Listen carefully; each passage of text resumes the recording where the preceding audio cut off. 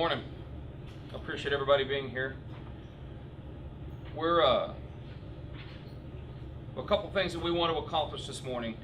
We want to discuss what the Lubbock Police Department's role is in the investigation of the death of Officer Floyd East, and discuss a couple of new developments, and hopefully dispel some misinformation that's been out and circulating around. But before any of that, I want to take a couple of moments to express condolences on behalf of the Lubbock Police Department, all 440 Lubbock police officers, the near 150 civilian members of our police department, and on behalf of the City of Lubbock, the governing body, the City Council, the Mayor, the City Manager, and the entire City of Lubbock, Texas, our deepest condolences to Officer East's family and to the Texas Tech Police Department as they struggle with something that none of us are ever quite prepared to deal with. I also want to say thank you to Lubbock law enforcement as a whole. One of the things that I've heard a lot of times throughout my career, it's a catchphrase that people say. It's easy to say that, and it's always prefaced with the word unfortunately. People say, unfortunately, it takes a crisis or something like this, or some horrible situation to bring everybody together. And while that may be true in a lot of industries or in a lot of facets of life, for law enforcement that's not the case. It's because of the strong relationships, the mutual partnerships that we share across jurisdictions, that we're able to rely upon those partnerships during a crisis to mitigate those dangers and to bring swift and quick resolution in these kinds of incidents. And so I want to say thank you to all the agencies that helped out during this circumstance, and I'll mention some of those as we go along.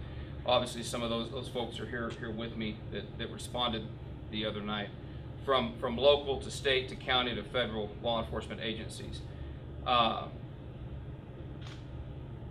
This is a tough week for law enforcement in Lubbock, Texas. I'll go through a little bit of a timeline that I'll discuss, and then we'll have an opportunity for you to ask some of your questions. I know there are a lot of questions, but I do want to preface that. I think you understand and you already know that this is a delicate investigation. We're in the very early stages of it still. Investigators have a lot of work still to do, and at some point there will be a trial. There will be a process through the criminal justice system, and we have to be respectful of that. And we have to make sure that we maintain the integrity of the investigation and that we maintain respect for Officer East's family as well. So we'll do our very best to answer the questions that you have while keeping those things in mind as we go along, and I try to answer those questions for you.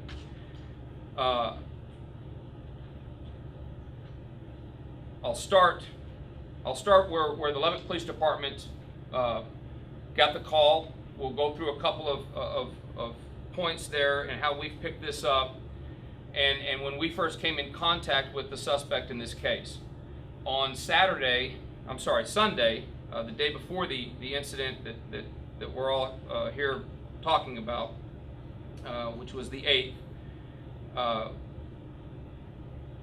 from what we understand, a firearm was stolen from a house out in town, and that wasn't immediately reported to the police. It was reported several hours later, at around midnight, towards 1 o'clock in the morning, leading into Monday, October 9th. Lubbock police officers responded to take that report. While en route to that call, a Lubbock police officer observed a vehicle matching the suspect's vehicle description and pulled that car over. The officers met with the suspect, interviewed him. They requested consent to search his vehicle, and he refused. The initial officer went to the resident, interviewed the people at the residence, took a report, for the stolen firearm and also took a report for what's called terroristic threat. Now, there's some misinformation about that. That can become quite confusing when you hear terroristic threat. That's a term that's under Texas law that basically means a very specific threat against a person. I don't want you to take that term and think that it means that there was a threat of some terrorist act or some bombing or something like that. That's not the case. And we need to clear that up, and we need to clarify what that means. I would encourage you to go into the Texas Penal Code and read what the crime of terroristic threat is. It's not what is being circulated around on social media. In this instance, what the allegation was and what the reported crime was very simply that the individual threatened to do very isolated, very specific harm to the reporting party, and it is simply a Class B misdemeanor. Again, it's not this overarching thing that we think of when you hear the word terrorist or terroristic. It's perhaps outdated in the Texas Penal Code, but it remains on the books, and that's what it's titled. So hopefully we can clear that aspect of it up. The officers took that report. When they're interacting with the suspect out in town, they're faced with the circumstance of whether or not to search this vehicle. They asked for consent, and that was refused. They entertained whether or not they had enough to search it without that consent, and they did not. There was not enough probable cause to search it on its own, nor to get a warrant for the vehicle. They thought there might be perhaps even drugs in the vehicle. They looked into whether or not a drug dog was available to come and sniff the vehicle, and there was not one available. They looked at a few avenues. Ultimately, it would have been unconstitutional for the officers to search the vehicle. There was no arrestable charge. There was nothing to hold the individual on at that time, so they released him. I want to be very, very clear on that. There's no criticism to be had of the officers at that time. They wrote their report and went on to the next calls. Later that day, and these are some things we can't get into at this time. Later that day, there were some other reports made through the Texas Tech Police Department, and there were reports made through some of the mechanisms that they have, as well as with the individual's family, as the day passed on October the 9th, on Monday. The Texas Tech Police Department responded to the check welfare call that evening. Officer East and other officers arrested the individual and had him at the Texas Tech Police Department. There's some confusion over whether there was an interrogation going on or anything like that. That's not the case. He was being processed to be booked into the jail. And during that time, Officer East was shot and killed inside the Texas Tech Police Department. We received that call of shots fired within 2 minutes of it occurring. We got that call at I believe 7:46 p.m. We began responding units to the campus and had officers on the campus within 3 minutes at 7:49 p.m. And this is where I want to really begin to talk about how we address these kinds of circumstances. What I saw when I got to the campus is an effort to ensure that the students and the faculty of Texas Tech University were safe. There's a lot of speculation, a lot of things that have circulated across social media, through comments to media websites, and concerns that have been called in from parents, called in from members of the Lubbock community over whether or not the Texas Tech campus is safe. And I want to say emphatically that it is, that we had a remarkable response.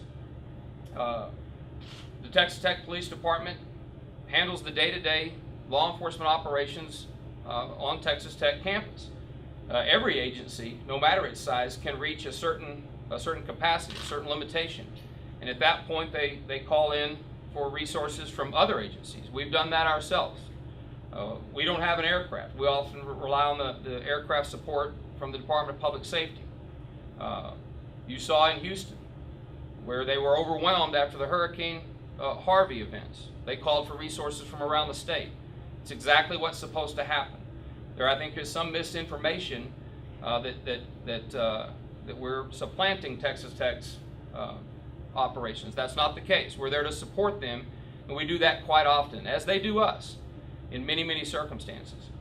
So when we began to respond to the campus, I want to make very clear that we were able to swarm officers from the Lubbock Police Department, the Lubbock County Sheriff's Office, the Department of Public Safety, the Texas Rangers, the FBI, I believe it was ATF agent, law enforcement officers from all over this region began to diverge onto the Texas dorm room.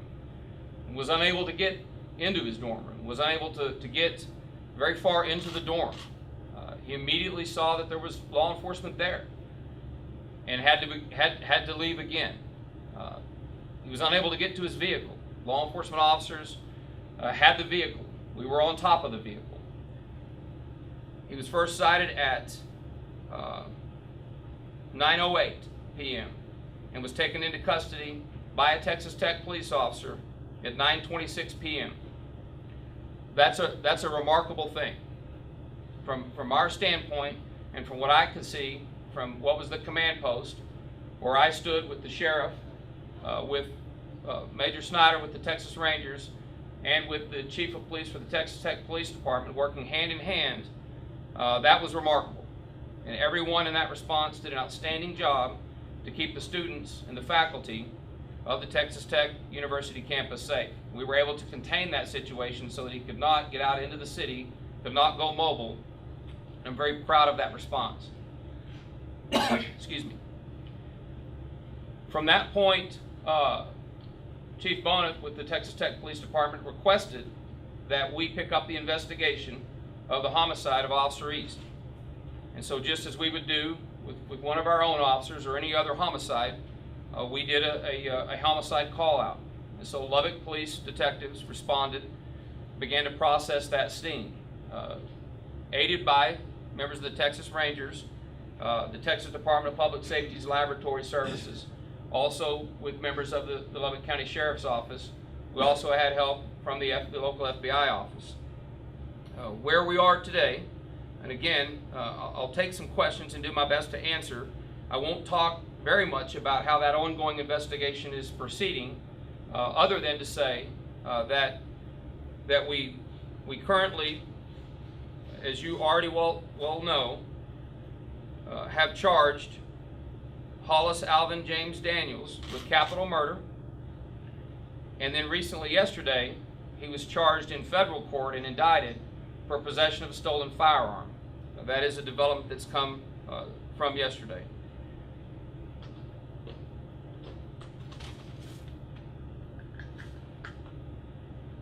Where we go from this point is to continue in the investigation.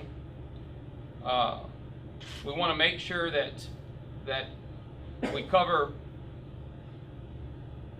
the remaining parts of the investigation, interview people that still need to be interviewed, wait on lab results that are still pending, a lot of things that remain in the investigation so that we can put together a package for the Lubbock County District Attorney's Office to proceed with their case, and then at the appropriate time for the federal prosecution to occur from there. I think what's the very relevant point right now for Texas Tech Police Department is that they are still faced with the fact that they have to bury one of their own. And that's what they're focused on right now. So I'm very proud of the fact that we can pick up the ball and run with it for them while they focus on what's most important in this circumstance right now. So with that, I'll go ahead and take questions that you have.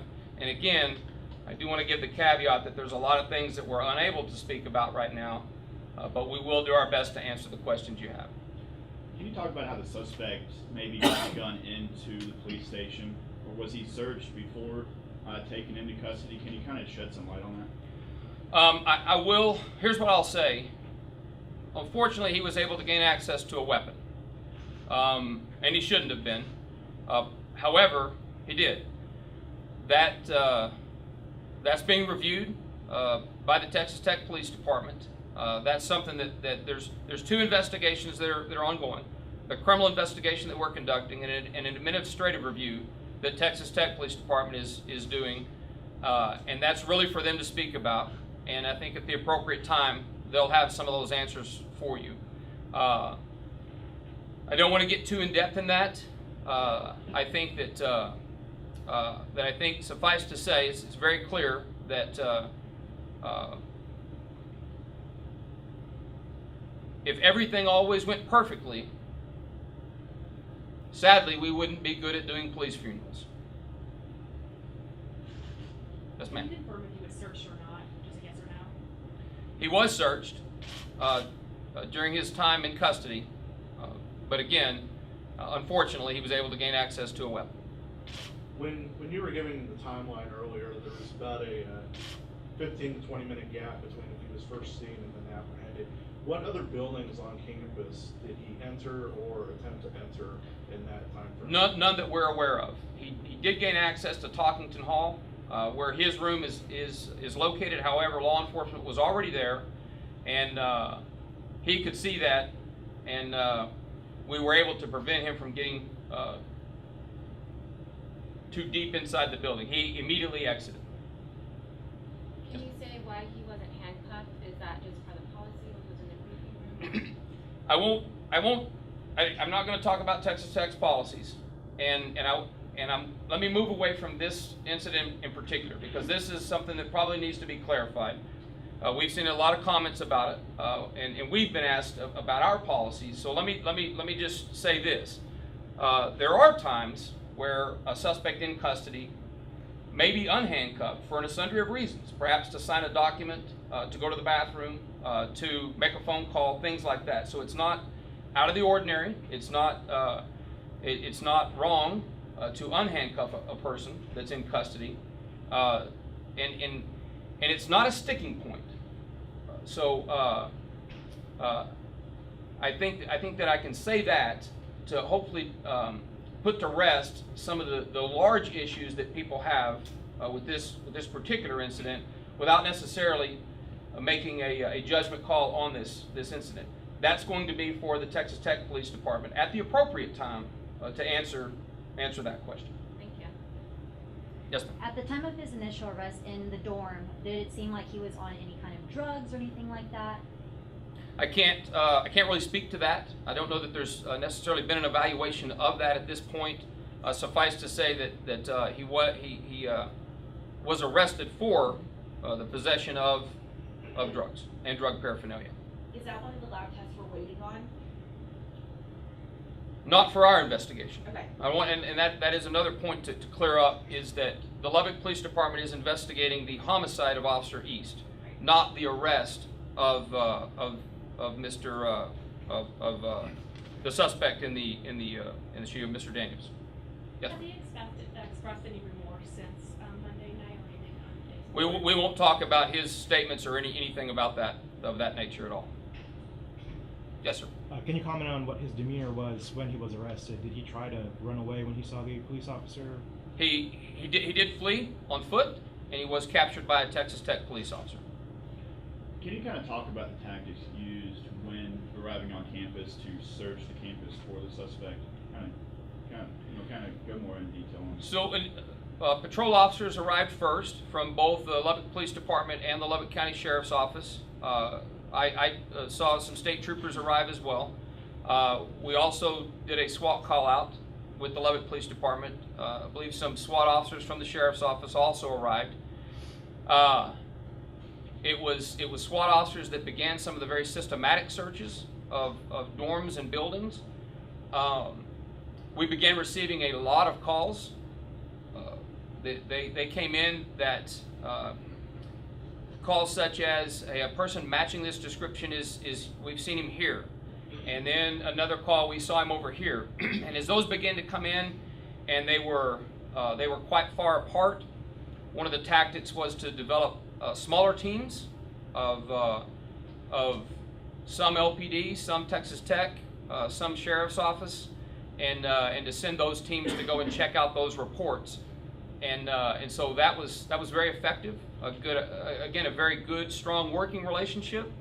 And I want to also say the communication piece of that through our dispatch, as well as the Texas Tech University Dispatch Center and the county's dispatch center was just remarkable.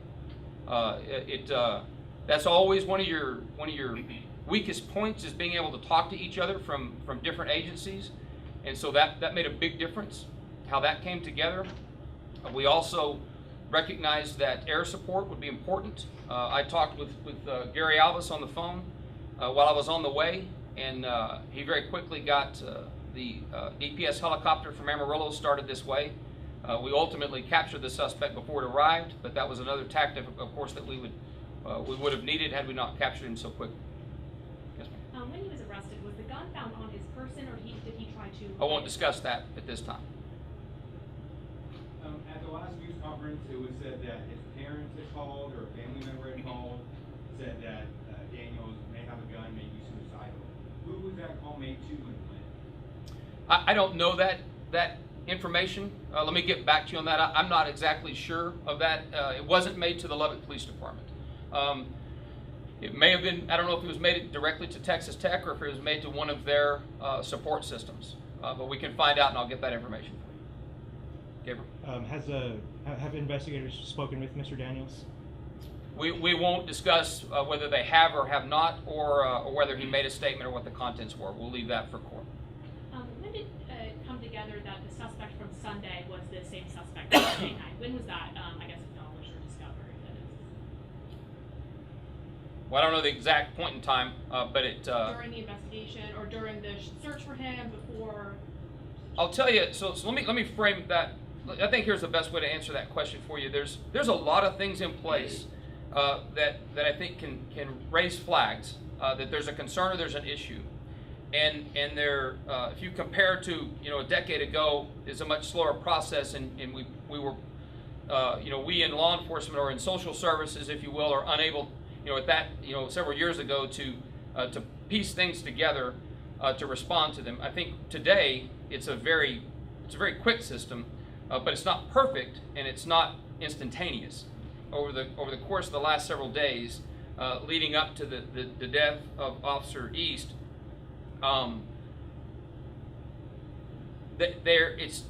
There comes a point where they can't happen that quickly, and things are happening simultaneously. Red flags are going off at almost a simultaneous pace, and so if you were to be able to spread that out, over several days, perhaps I think you would have been able to see that in real time. But if you compress that, then you can't.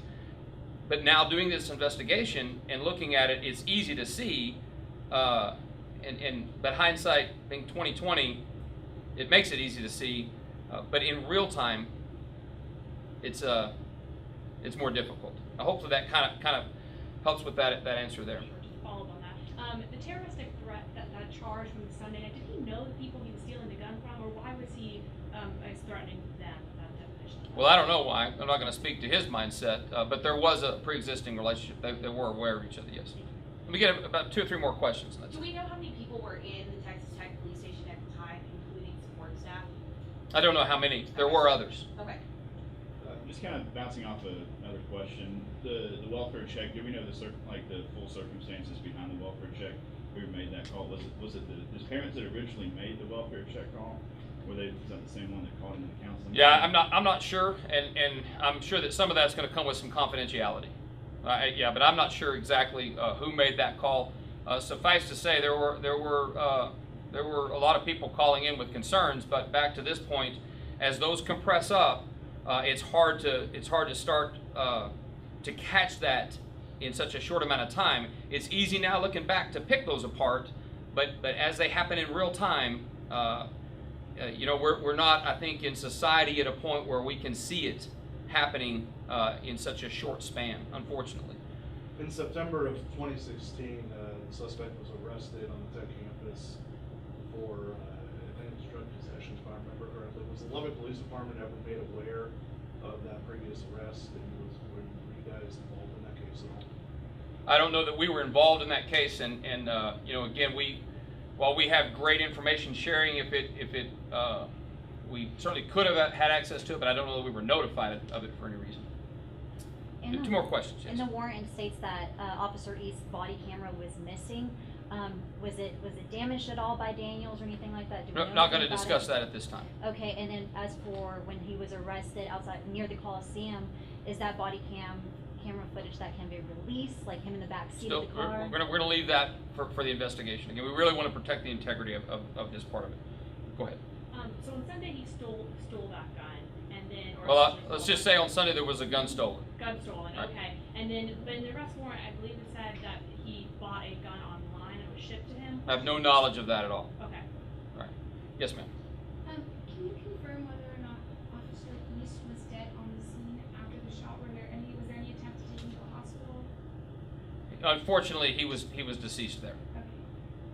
Maybe two more. You and then you. Go ahead. Yes. Okay, so we've Lucinda. been hearing a lot about law enforcement agencies coming together. What do you have to say about the community response? It's overwhelming. It's it's not surprising. I was able to stop by well after the vigil on the campus on Tuesday, and I got there probably 7:20. An hour and a half after it started. There were still students there. The one student was still standing up on the on the planter with the blue line flag. I talked to him for a few minutes. We've had just a huge outpouring of support. It's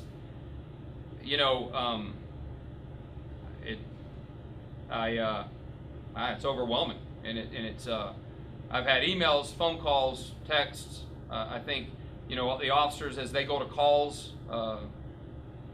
It's West Texas. I think that's it. But that's nationwide. I think people, by and large, the vast majority of people support law enforcement. They recognize this as a tragedy.